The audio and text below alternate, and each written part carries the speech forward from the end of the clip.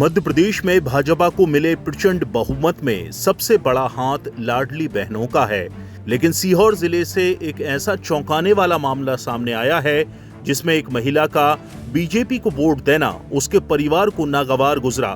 दरअसल जिले के बरखेड़ा हसन गांव की समीना बी के साथ उसके देवर जावेद ने महज इसलिए मारपीट की क्योंकि समीना बी ने बीजेपी को वोट दिया था और वो भाजपा की जीत पर खुशी मना रही थी। मारपीट की शिकायत समीना ने स्थानीय विधायक सुदेश राय से भी की, लेकिन कोई कार्रवाई नहीं हुई, जिसके बाद समीना ने मुख्यमंत्री हेल्पलाइन 181 पर शिकायत की, जिसके बाद हरकत में आई पुलिस ने आरोपी के खिलाफ एफआईआर दर्ज कर ली है। भारतीय जनता पार्टी में मुस्लिम युवती ने वोट दी तो देवर ने उसकी पिटाई कर दी। युवती हमारे साथ में है। दरअसल ये सीहोर जिले में इनकी ससुराल है। हम इन्हीं से जानते हैं क्या कुछ आपके साथ में घटनाक्रम हुआ था।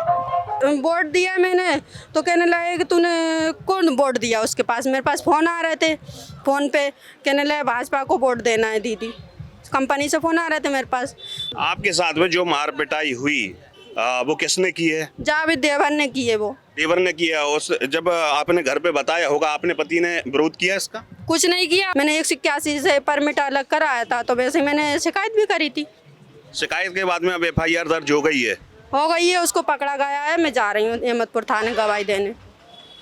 अब कुछ शिकायत उसको उसकी सजा तो मिलनी चाहिए। मैं मतलब वोट देने के लिए इतनी कर रही, सजा मिलेगी क्या? मैं हाथ पर तोड़वा के बैठूं?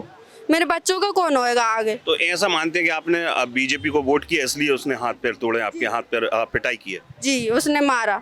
उसके बाद में आप वहाँ एसपी ऑफिस गए, थाने गए, तुरंत उसके बाद में पहुंचे थे कि नहीं पहुंचे? थाने में गई थी ना। पहले तो मैंने उसको फ़ोन लगाया सुदेश राय को, तो वो कहने लगे अभी हाल फ़ोन लगाता हूँ मैं थाने में। 2 मिनट बात करी, उनने भी बस फ़ोन काट दिया। अच्छा, घटना की जानकारी आपने वहाँ के जो विधायक थे सुदेश राय उनको दी थी? मैंने फ़ोन लगाया, 2 मिनट बात करी उनने। मैंने 2 बार फ़ोन लगाया, 4 तारीख में भी लगाया शाम को, और सुबह दूसरे रोज़ 5 तारीख में भी लगाया था मैंने।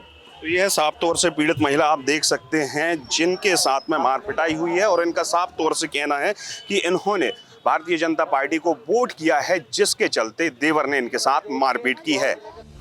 चौथा खंबा संवाददाता जितेंद्र शर्मा ने इस मामले पर बीजेपी प्रवक्ता पंकज चतुर्वेदी से बात की तो उन्होंने बोला कि सभी बहनों ने भाजपा का साथ दिया है। यदि किसी माता बहना के साथ किसी ने ऐसा किया है तो उसे कड़ी से कड़ी सजा दी जाएगी। देखिए, मुझे लगता है कि जिस प्रकार की कुत्सित मानसिकता का परिचय उस बहन के परिजनों ने दिया है वो निश्चित तौर पर शर्म का विषय है। भारतीय जनता पार्टी बात करती सबका साथ, सबका विकास, सबका विश्वास, सबका प्रयास, और हमको गर्व है कि किसी भी धर्म की माता बहन हो, वो सारी की सारी माता बहनें आज देश में नरेंद्र मोदी जी के साथ हैं, भाजपा की गारंटी के साथ हैं। 3 तलाक जैसे विषय हों, इज्जत घर जैसे विषय हों, उज्ज्वला योजना जैसे विषय हो, लाडली बहना जैसे विषय हो, मुख्यमंत्री कन्यादान योजना के विषय हो, निकाय योजना के विषय हो, इन सब में सारी बहनों को बीजेपी की सरकारों का लाभ मिला है। यदि कोई बहन स्वप्रेरणा से, जो उसका अधिकार है, स्वतंत्र मतदान अधिकार है, वो यदि मत भारतीय जनता पार्टी को देती है, उसके परिजन यदि उसके साथ मारपीट करें, अभद्रता करें, तो एक कानूनी अपराध है। इन पर कड़ी कार्रवाई की जाएगी और ऐसे लोगों को कड़ा सबक सिखाया जाना चाहिए, ऐसा हम कानून से आग्रह करते हैं। वहीं कांग्रेस प्रवक्ता नीला शुक्ला इसे पारिवारिक विवाद बता रहे हैं। सीहोर की कथित घटना सामने आई जिसमें देवर ने भाभी की इसलिए पिटाई करी कि उसने भारतीय जनता पार्टी को वोट दिया। देखिए, इस तरह घटनाओं की निंदा की जानी चाहिए तथा जिसने भी ये कृत्य किया उस पर उचित कार्रवाई भी होना चाहिए। ये एक पारिवारिक मामला है, इस पर न तो राजनीतिक रोटियां सेकना चाहिए, न इसे राजनीतिक रंग देना चाहिए। हम इस घटना की पूर्णतः निंदा करते हैं।